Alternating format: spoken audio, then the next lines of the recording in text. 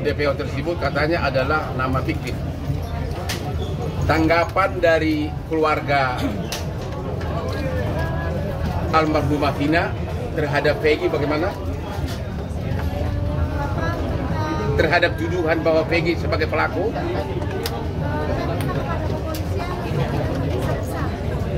Untuk tidak?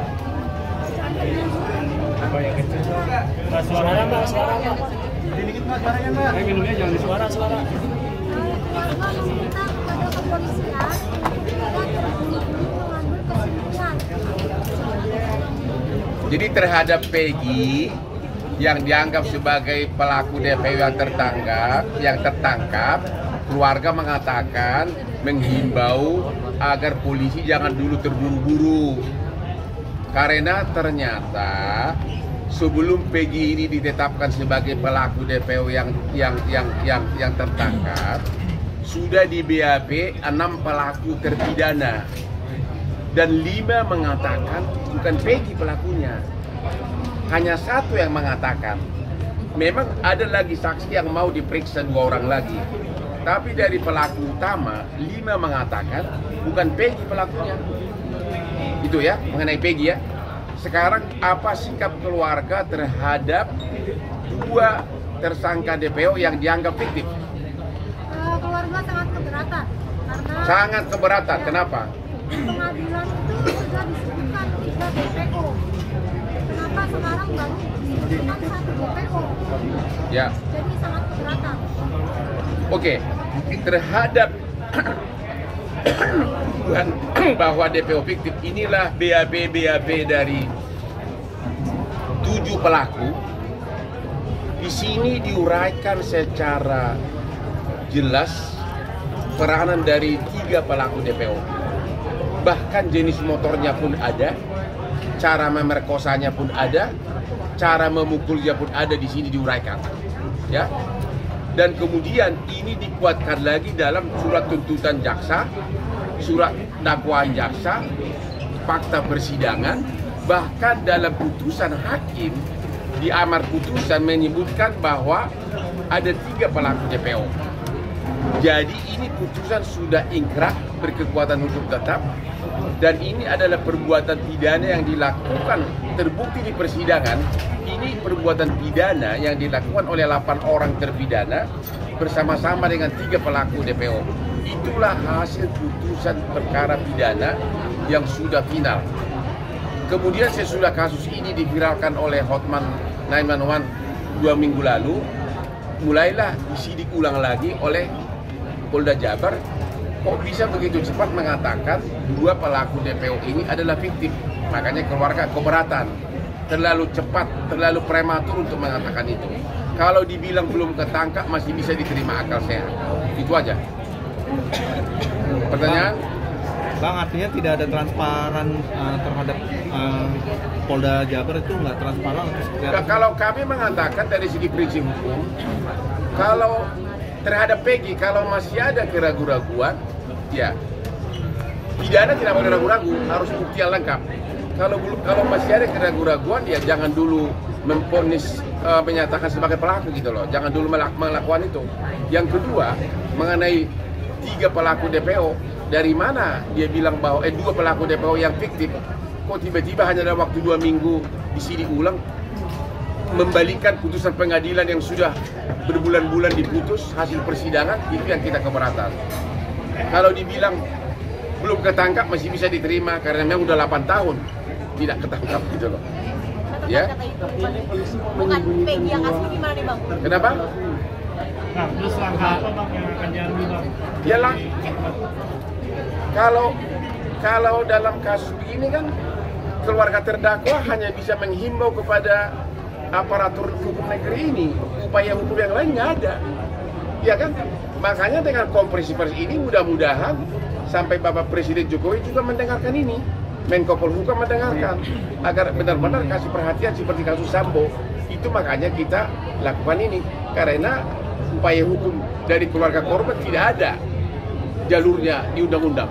Pak, mungkin kemarin Bapak Rudi, bapak dari Bapak Peggy mengatakan bahwa si Peggy bukan tersangka bang, dalam arti memiliki bukti-bukti. Satu, tidak pernah mengganti identitas. Yang mengganti Siapa yang mengatakan? bapaknya si Rudi, bapaknya Peggy kemarin, bahwa bapaknya Peggy mengatakan bahwa itu nama anak saya benar, tidak pernah diganti identitas, siap melawan karena dengan bukti-bukti yang banyak.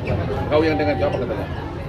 Ya kalau kemarin sesuai statement dari Polda Jabar kan dia mengganti identitas itu, mengganti namanya di kos-kosan juga, dia mengatakan namanya Robi, itu bukan Peggy. Itu sudah diakui oleh Bu Kosni juga. Gitu. Jadi Peggy ini 4 bersaudara bang. Kemarin bapaknya bicara, anaknya pertama namanya Peggy, kedua Robi, ketiga Luciana, keempat Mirna atau siapa gitu, 4. Jadi Robi dan Peggy itu orang yang berbeda, bukan karena orang satu selalu mengganti nama. Gimana nih tanggapannya? Ya kita kan nggak tahu kan. Jadi gini aja, intinya karena ini masih samar-samar pembuktiannya, makanya tadi keluarga korban mengatakan ditinjau, mohon agar benar-benar diteliti ulang sikap kepolisian yang menetapkan Peggy sebagai pelaku DPO yang tertangkap gitu loh. Artinya masih belum benar-benar dipenuhi semua syarat pembuktian yang lengkap. Apalagi yang paling dasar ini, 5 terpidana di BAP akhir-akhir ini menyatakan bukan Peggy pelakunya. Hanya 1 yang mengatakan dia. Jadi 5 lawan 1. Itu saat di BAP di Polda Jabar. Di BAP berakhir ini nih ya. Jadi dalam 2 minggu sebelum Peggy ditetapkan sebagai tersangka, 6 orang terpidana ini di BAP ulang dalam 2 minggu ini. Bukan BAP tahun 2016. Kalau BAP 2016 mengatakan ada 3 DPO ada di sini. Yang akhir ini 5 katanya mengatakan bukan Peggy. 1 mengatakan dia. Berarti kan ada keraguan kan? Di mata hukum kalau memang ada keraguan, ya tidak boleh menentukan status seseorang bersalah atau tidak gitu loh. Bang, dalam konferensi pers kemarin Polda Jabar juga menyajikan peran Peggy Setiawan itu berdasarkan salinan putusan beberapa terdakwa. Ya.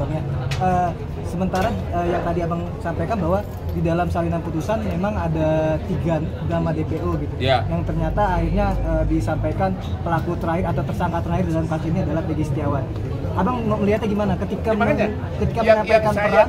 Yang saya tidak bisa mengerti adalah putusan pengadilan itu sepanjang menyangkut Peggy diakui oleh penyidik hasil persidangan, ya.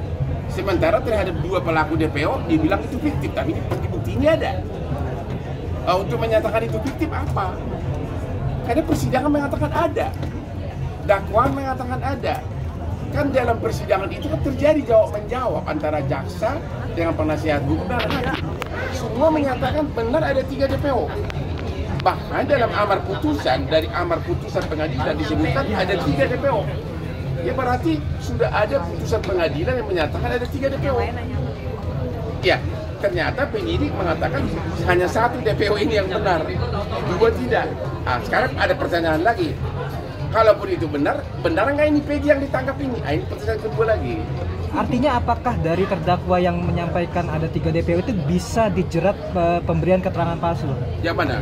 Yang menyatakan bahwa ada 3 DPO kemudian berubah menjadi 1 DPO. Kalau saya mengatakan semua terpidana itu bisa kena menghalangi penyidikan, obstruction of justice. Karena di sini disebutkan 3 DPO.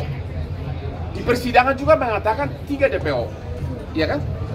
Kalau kemudian dia membuat BAP lagi dalam 2 minggu ini berubah, itu kan sudah menghalangi penyidikan, bisa kena tindak pidana baru itu semua. Termasuk kuasa hukumnya kalau terlibat.